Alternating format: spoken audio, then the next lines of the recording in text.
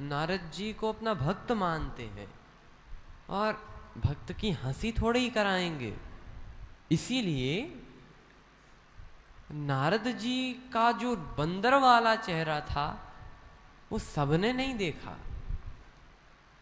या तो स्वयं भगवान ने देखा,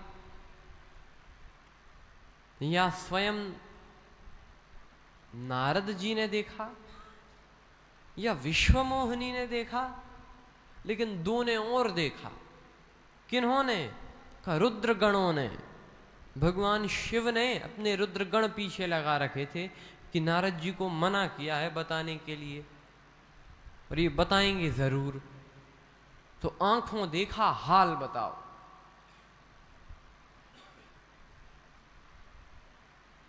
श्री नारद जी आते हैं स्वयंवर सभा में।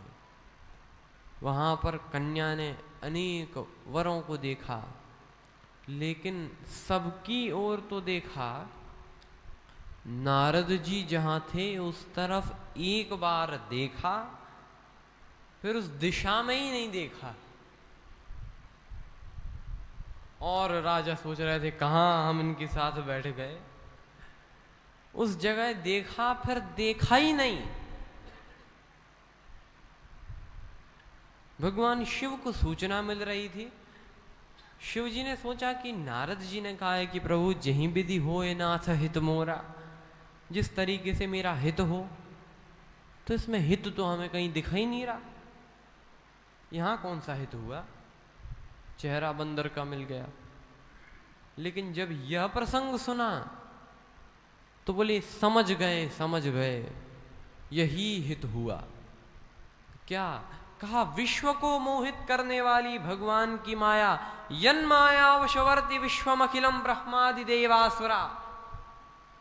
विश्व को मोहित करने वाली भगवान की माया सबको व्याप्ति है, पर जो भगवान का बंदर बन जाता है उसकी तरफ देखती भी। जय हो, जय हो। और उस बंदर की कोई शरण ले ले तो उस दिशा में भी नहीं देखती।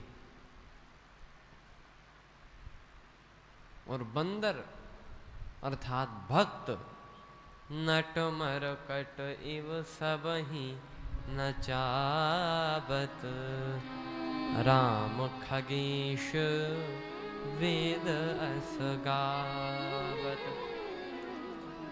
उमा दारु जोशित की नाई,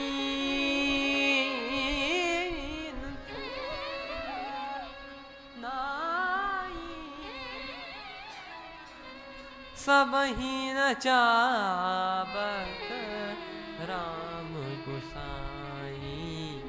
उमा दारु जोशित की नाई, सबहि नचावत, राम गुसाई।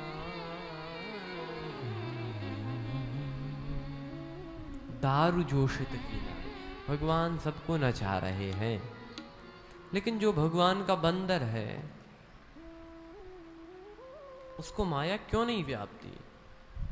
कहा जिस प्रकार से जादूगर के जमूड़े को माया नहीं व्यापती। एक जादूगर है, वो खेल दिखाता है, जादू दिखाता है, और जनता के सामने उसने ऐसा जादू किया, लोगों को हवा में उड़ा दिया, किसी को बीच से काट दिया, कहीं फूलों को कबूतर बना दिया। लोग हैरान हो जाते हैं कि ये सब कैसे कर रहा है। सब लोगों को तो माया व्याप्ति है, लेकिन जो जादूगर का हेल्पर होता है, जमूड़ा, उसे नहीं व्याप्ति, क्योंकि वो जानता है कि इसकी तो ट्रिक ये है, उसको तो पता रहता है, उसको माया नहीं व्याप्ति। ऐसे ही जो भगवान का बंदर बनता है उसे माया नहीं व्याप्ति। उमा दारु जोशित की नाई। अब विश्वमोहिनी सोच रही है किसे जयमाला पहनाऊं, तब तक स्वयं भगवान प्रकट हो गए और जैसे ही भगवान प्रकट हुए कि विश्व मोहिनी ने भगवान को माया पहनाई। दुल्हन ले गए लक्ष्य निवासा, नृप समाज सब भय उदासा। नारद जी से रुद्रगण बोले, नारद जी ने रुद्रगणों से कहा, भाई तुम तो कह रहे थे कि मैं परम सुंदर हूं। रुद्रगण चूंकि बहुत नारद जी के पास, आपसे सुंदर तो कोई नहीं। इस सभा में आप कोई रीजई राजकुंवरी छवि देखी, आप कोई जयमाला पहनावेगी। नारद जी बोले, क्यों भाई, तुम तो कह रहे थे मैं परम सुंदर हूं। रुद्रगण बोले, सुंदर तो आप अभी भी हैं। निज मुख मुकुर बिलो कऊ जाई। नारद जी ने और जो देखा अपना चेहरा, जल में प्रतिबिंब दिखा, इतना क्रोध,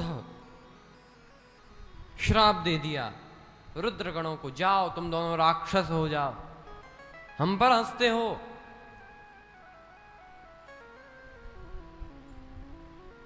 बेचारे वो चरणों में गिर गए, महाराज हमने तो सूचना दी है खाली, जिन्होंने ये सुंदरता दी है।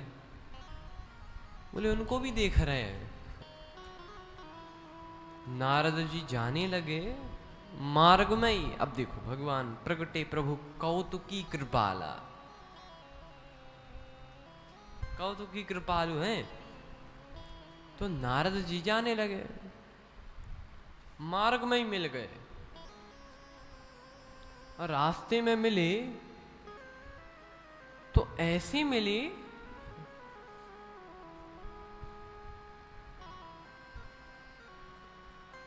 कि संगरमा सोई राजकुमारी, साथ में माता लक्ष्मी भी हैं। कितना कौतुकी कृपालु। नारद जी को मानो जला रहे हैं। नारद जी ने दो को देखा, विश्वमोहिनी से अभी विवाह करके आए हैं, लक्ष्मी माता पहले से। सोचने लगे, देखो तो यहां हमारा एक नहीं होने दिया और खुद दो को लिए खड़े हैं।